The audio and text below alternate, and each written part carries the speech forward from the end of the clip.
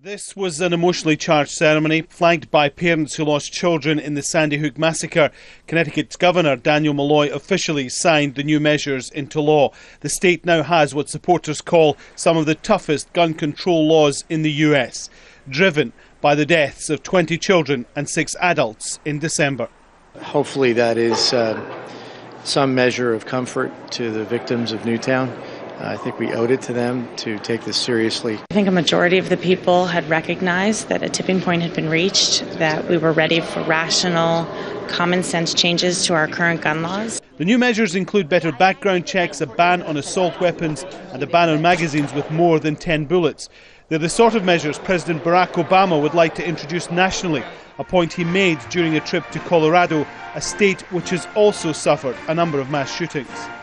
If you want to buy a gun, whether it's from a licensed dealer or a private seller, you should at least have to pass a background check to show you're not a criminal or someone legally prohibited from buying one. And that's just common sense. Obama has now held several events to discuss gun safety, but some critics say he's losing the battle. Congress doesn't seem ready to make significant changes. No major gun legislation has passed Congress since 1994. Almost every opinion poll says that the majority of Americans are in favour of better background checks for those who want to buy guns, and also a restriction on the number of bullets a gun can fire each time it's loaded.